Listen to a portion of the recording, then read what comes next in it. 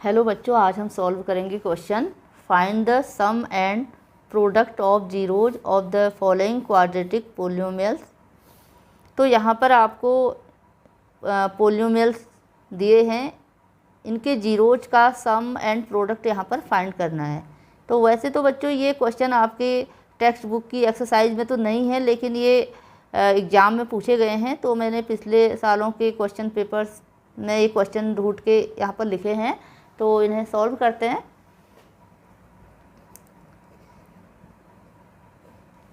तो यहाँ पर हमें निकालना है सम, निकालना है जीरोज का और प्रोडक्ट निकालना है जीरोज का। ठीक है, तो पहले तो हम इसका कंपेयर कर लेते हैं। ax² + bx + c से कंपेयर करेंगे इक्वेशन का, पोलिनोमियल का। तो पहले हमारा जो पोलिनोमियल है उसको लिख लेते हैं यहाँ पर। तो यहाँ पर इसके कोफिशिएंट a कितना हो गया, 2 हो गया। ठीक है, b कितना हो जाएगा, -8 हो जाएगा, और c कितना हो जाएगा, 6 हो जाएगा। ठीक है, ये कोफिशिएंट यहाँ पर लिख लें। अब सम ऑफ जीरोज का फॉर्मूला क्या होता है,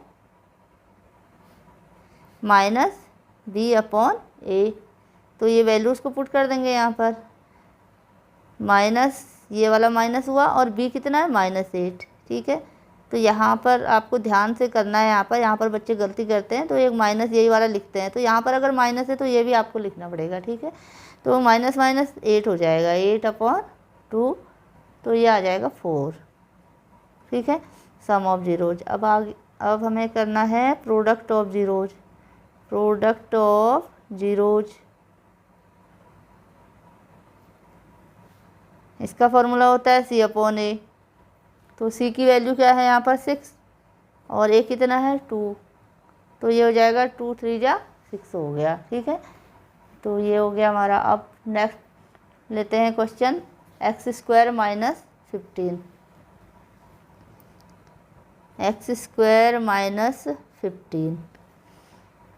तो जब हम इसे कंपेयर करेंगे ax² + bx + c से, किससे कंपेयर करते हैं हम इसको, ax² + bx + c से कंपेयर करते हैं। ठीक है, तो यहाँ पर a कितना है, यहाँ पर a की जगह पर 1 है। ठीक है, अब यहाँ पर b कितना है, यहाँ b। अब देखो यहाँ पर b वाला टर्म है ही नहीं, ये bx वाला है नहीं यहाँ पर। ठीक है ना, तो यहाँ पर b 0 हो जाएगा। ठीक है, और c वाला जो कांस्टेंट टर्म है वो यहाँ पर है, तो ये -15 हो गया। तो आपको ये इस पोलिनोमियल से, जनरल फॉर्म है ये पोलिनोमियल की, इससे कंपेयर करके कोफिशिएंट यहाँ पर लिखने होते हैं a b c। ठीक है, तो ये हो जाएगा। अब यहाँ पर अब सम निकाल देते हैं इसका, sum of zeros. Sum of zeros कितना होगा, -b/a। फॉर्मूला लिख लेते हैं इसका।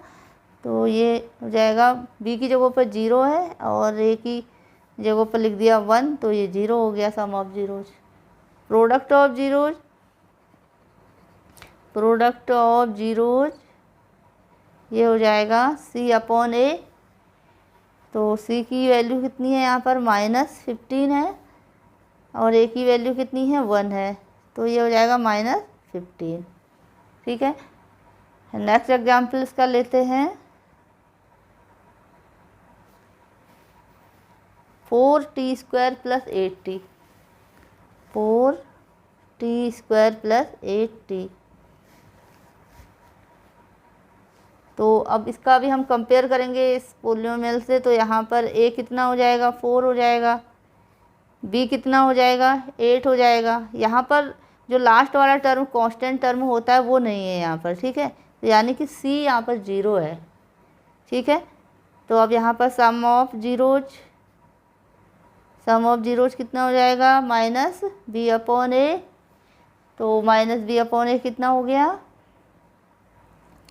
इसकी वैल्यू लिख देते हैं b की। यहाँ पर 8 है, -8 हो गया, और a कितना हो गया, 4। तो ये आ जाएगा 4 2 जा 8, -2 हो गया। Product of zeros, product of zeros, तो ये हो जाता है c/a। c कितना है, 0, और a कितना है, 4।